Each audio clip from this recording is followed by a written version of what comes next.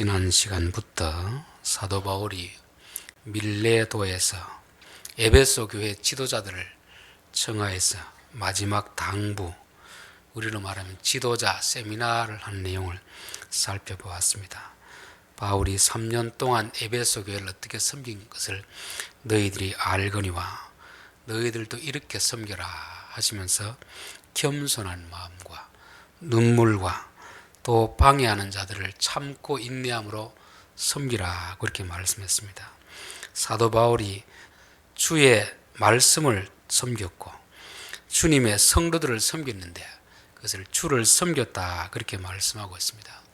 우리가 하나님이 맡기신 말씀을 섬기는 것도 주를 섬기는 것이고 하나님이 우리에게 맡기신 사람을 섬기는 것도 주님을 섬기는 것입니다.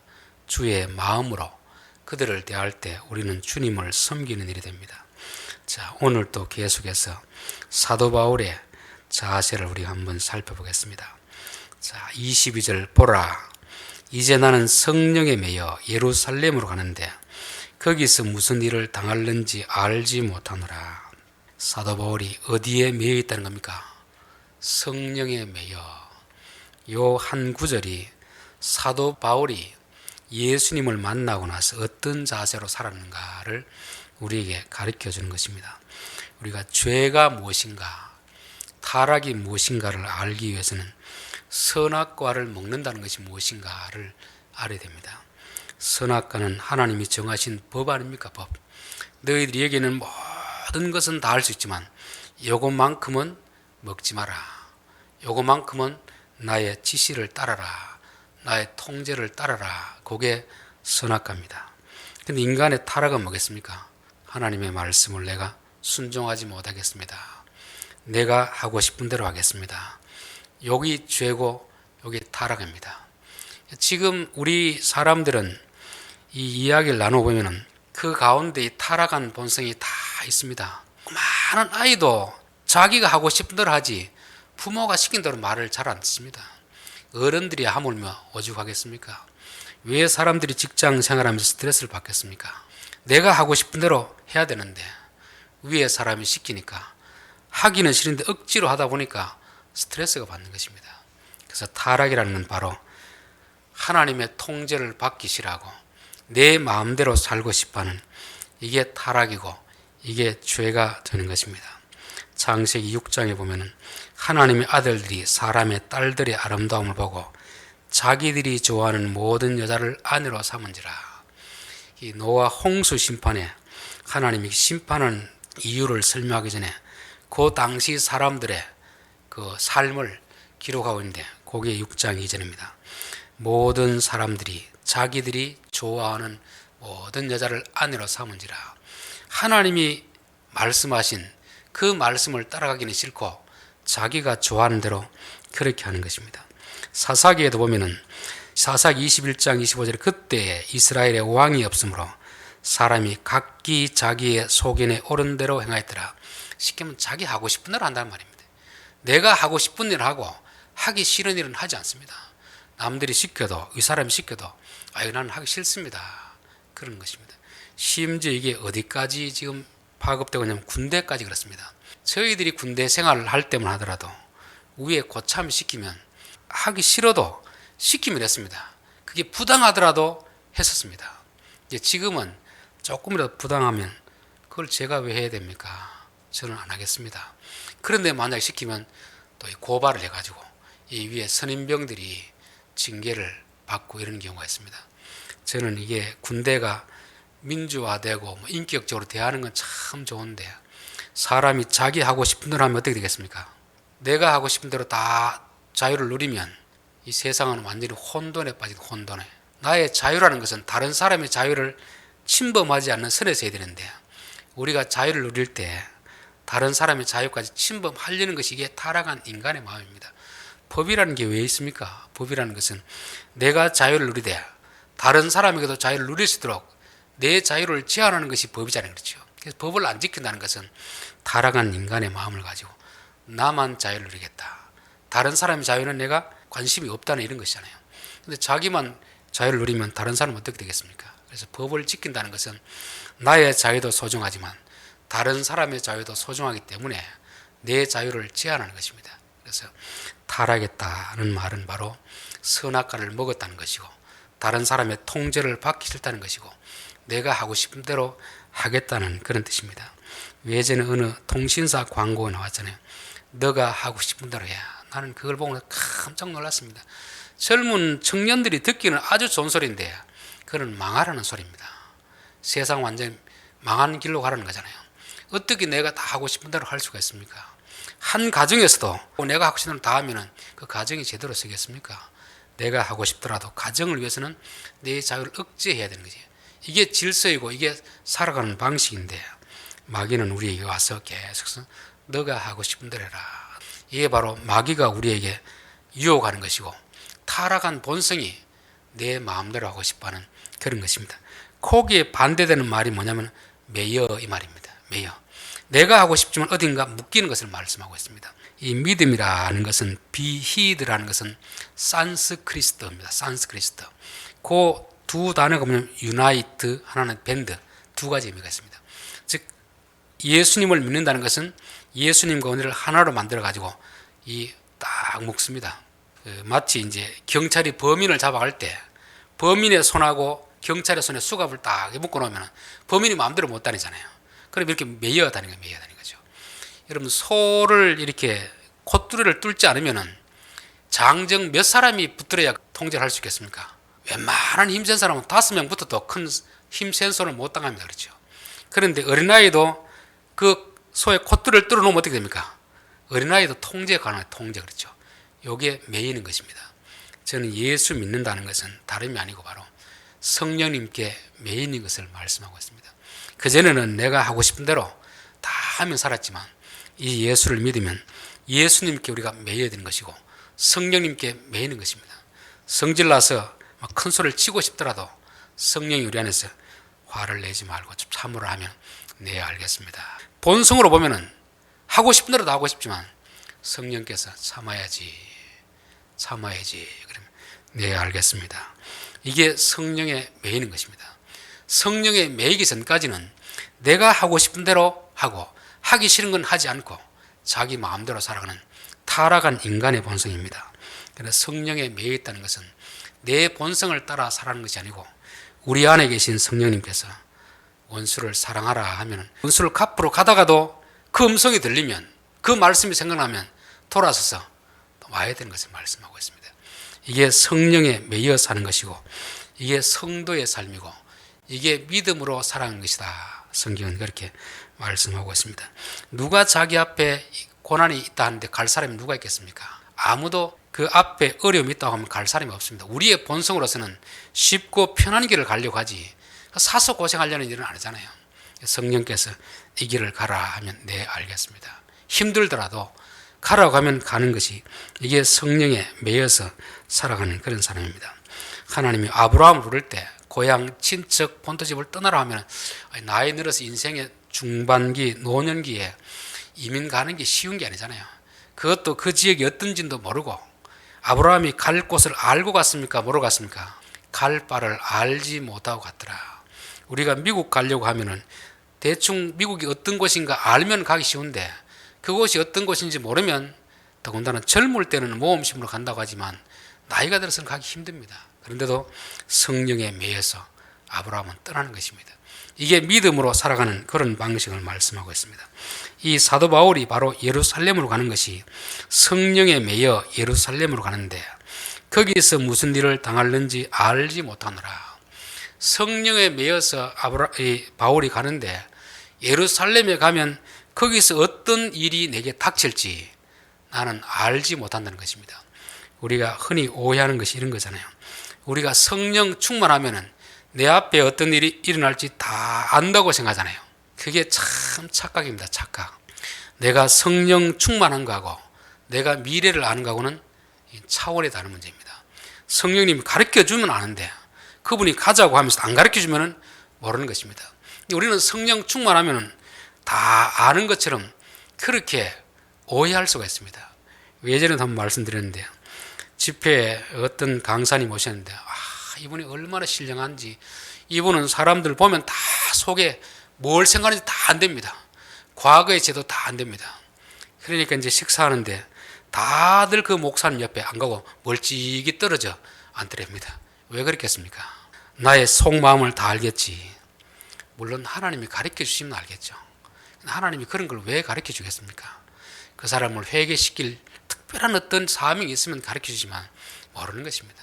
사람은 어떤 그 영적인 은사를 받아가지고 한두 가지 알면 마치 다 아는 것처럼 그렇게 허황된 말, 과장된 말을 하고, 또 사람들은 그 말을 듣고 야, 저 사람은 다 알 것이다 생각하는데, 성령 충만하고 성령에 매여 사는 사도 바울도 자기가 앞에 가면 어떤 일을 당할지 모른다는 것이 이게 사도 바울의 솔직한 고백입니다. 사람들이 점쟁이에 속는 거 보면 참 어리석잖아요.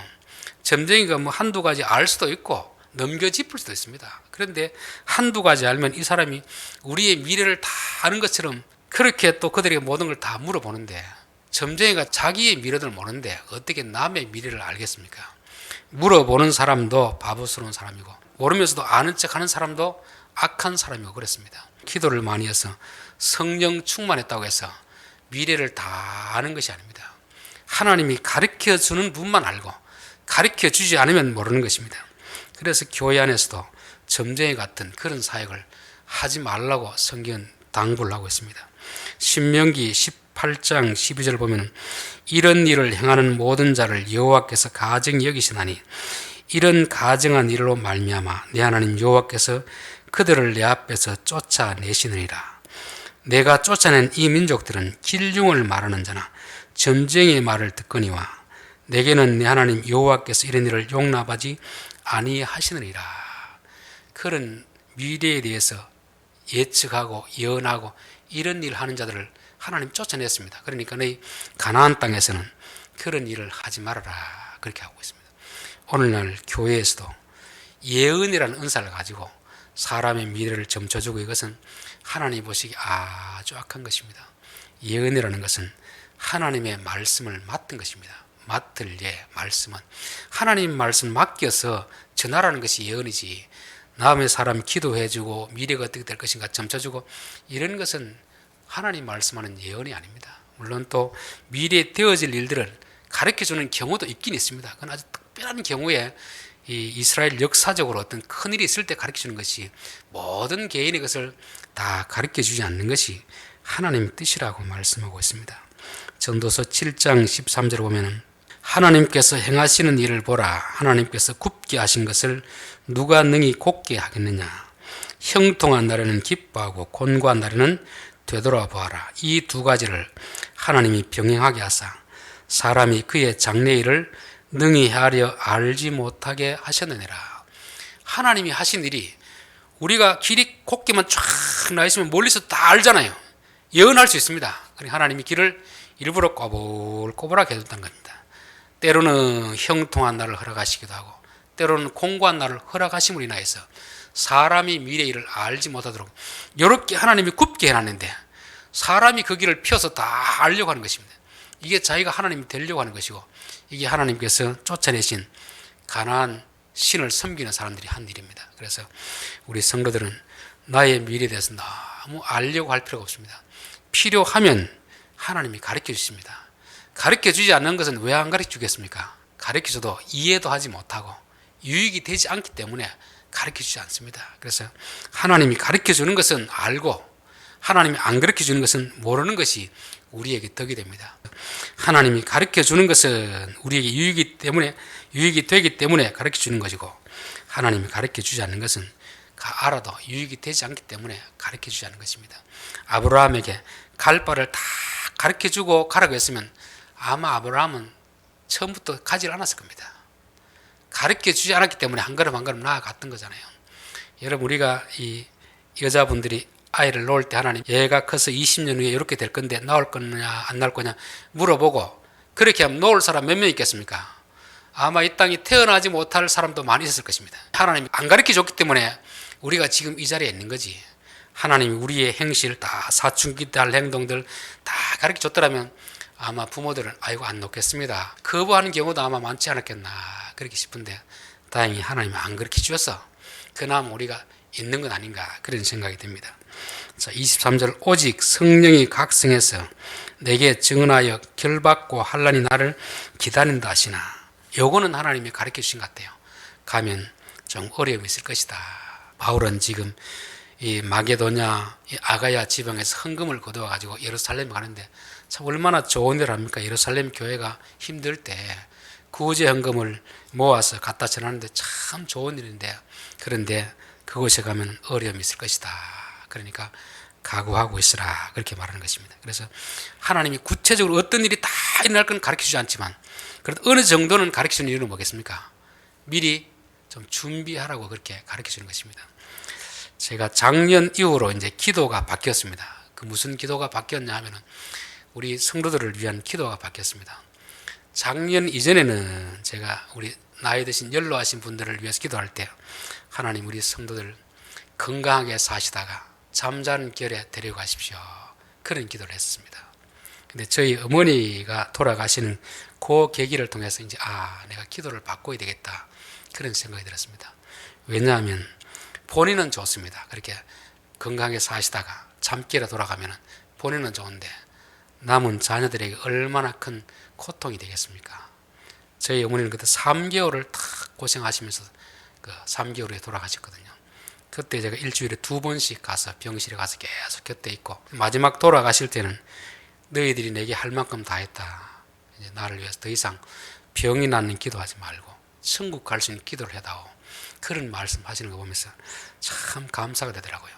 한 3개월 이렇게 계속 아프면서 본인도 이제 어느 정도 생각을 한 것 같아요. 이제 내가 천국 갈 때가 다 된 것 같구나, 그런 준비를 하셨고, 우리 자녀들도 계속 그런 거 보면서 기도해도 처음에 회복이 안 되니까 이제 떠나보낼 때가 됐구나, 그런 생각하면서 마음의 준비를 다 하고 이제 보내드리니까 참 그때 슬프기는 슬픈데 그렇게 절망적이진 않다는 그런 생각을 하면서 사랑하는 사람 이별할 때도 준비 과정이 필요하겠다, 그런 생각이 들었습니다. 그래서 지금은 이제 우리 성도들을 위해서 기도할 때 하나님 데려가시려면 적어도 어느 정도는 시간을 두어서 본인도 준비할 수 있는 기간을 두시고 가족들도 떠나보낼 수 있는 이 시간을 주시고 하나님 데려가시는 것이 더 낫지 않겠습니까? 그런 기도로 이제 바뀌었습니다.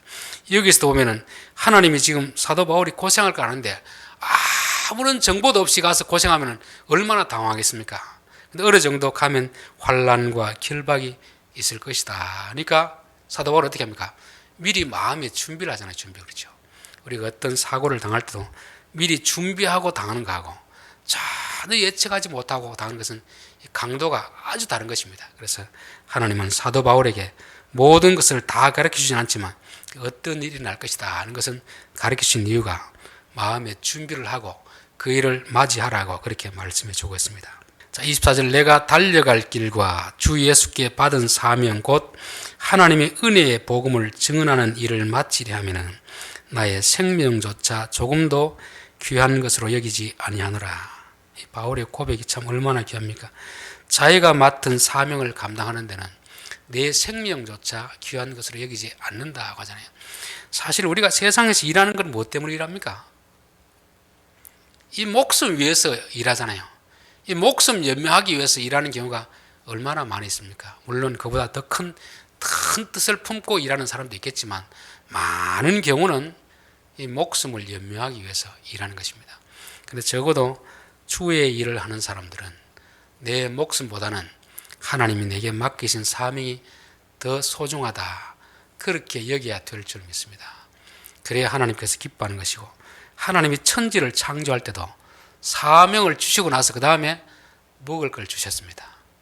처음에 일을 맡기고 내가 이것을 양식을 주노라, 그렇게 말씀하셨고, 또 마태복음 보면은 무엇을 먹을까, 무엇을 마실까, 무엇을 입을까 염려하거나 걱정하지 말고 그의 나라와 그의 의를 구하면 그것은 너희들에게 하나님이 자동적으로 알고 주신다고 되어 있습니다.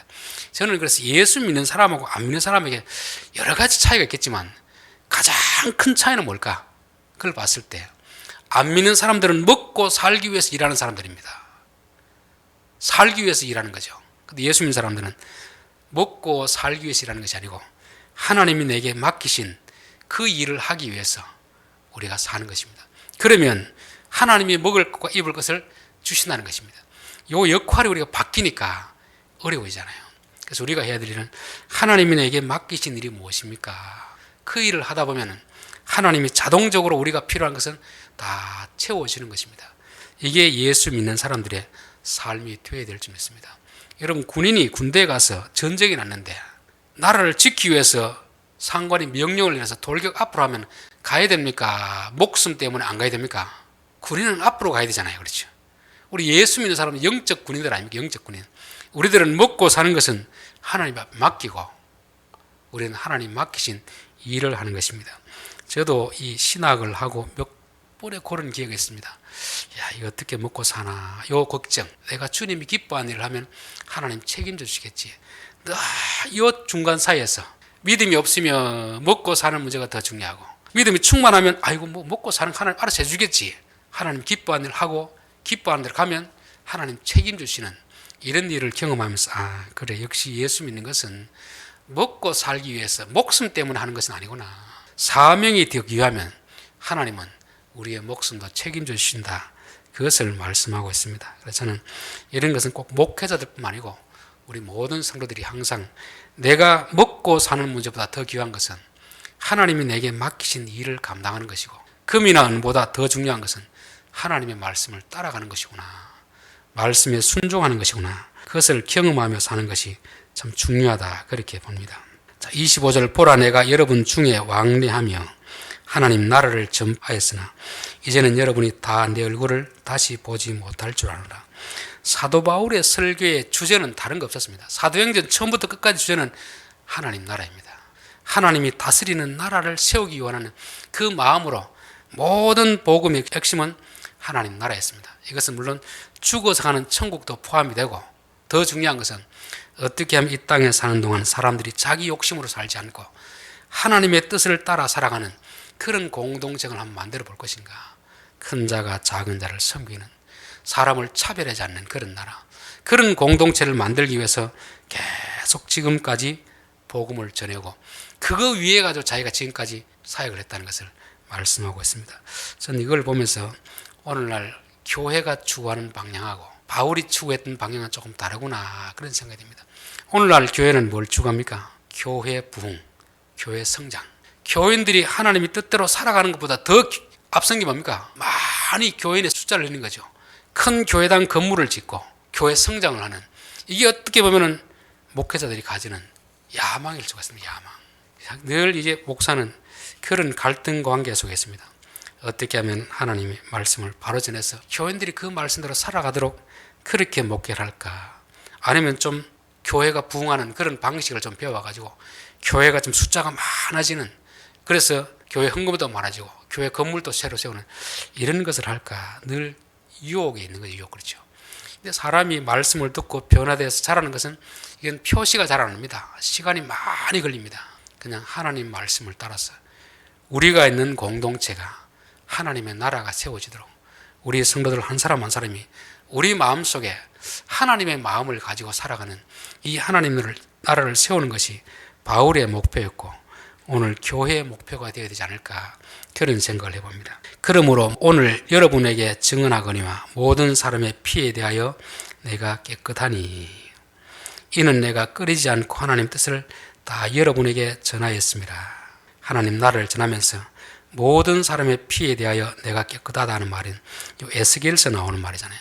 전쟁이 났는데 파수꾼이 이야기해주고 그들이 가면 괜찮지만 안 가면 그들의 책임입니다. 파수꾼이 이야기를 안 해줘가지고 그들이 멸망당하면 파수꾼에게도 책임이 있다는 거잖아요. 사도 바울이 모든 사람의 피에 대해서 깨끗하다는 말은 세상에는 모든 사람에게 복음을 전했다는 게 아니고 적어도 그가 가는 길에 그를 만나게 한 사람들에 대해서는 복음을 전했다는 것을 말씀하고 있습니다. 우리들 전도하다 보면 그럴 때 있거든요. 사람을 봐가면서 전할 때가 있습니다. 좀 험하게 생겼으면 좀 피하는 경우가 있고 또 착하게 생겼으면 가서 복음을 전하는 경우인데, 그렇게 사람 보고 차별하지 않고 하나님이 저 사람에게 전하는 감동을 주시면 전하는 그런 것을 말씀하고 있습니다.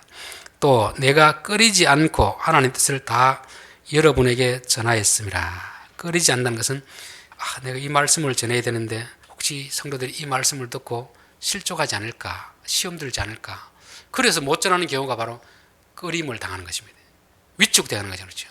예를 들면 이혼에 대해서 이제 준비를 하다가도 교회 또 이혼한 사람이 있으면 아이고 이것도 전하면 교인들이 또 시험 들 수 있을 텐데 그거 빼버리고 이렇게 저렇게 다 빼버리면 전할 게 없습니다.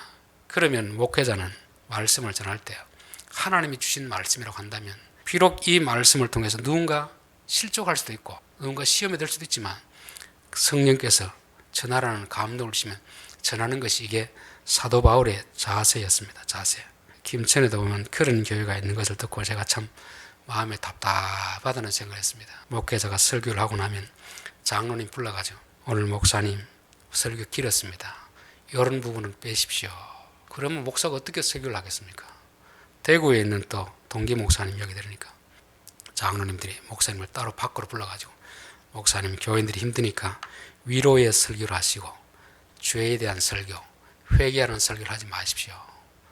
그 말씀을 듣고 나니까 그만 막 가슴이 펑 내려앉더랍니다. 아니 성경에 나오는 게 딱 대부분의 죄에 대해서 회개하라고 하는데 회개에 하나님 복을 주신다고 하는데 그 말씀 빼고 나면 목사가 전하는 말씀이 어디 있습니까? 그런 것이 참 이 목회자의 말 얼마나 힘들게 하는가. 그래서 저는 우리 교회 장로들은 그런 게 없어서 참 너무 감사가 됩니다. 목사가 설교하고 나는데 목사님 그 설교는 하지 말았으면 좋겠습니다. 이렇게 하면 전하는 자가 사실 좀 위축이 되잖아요. 위축. 그렇죠.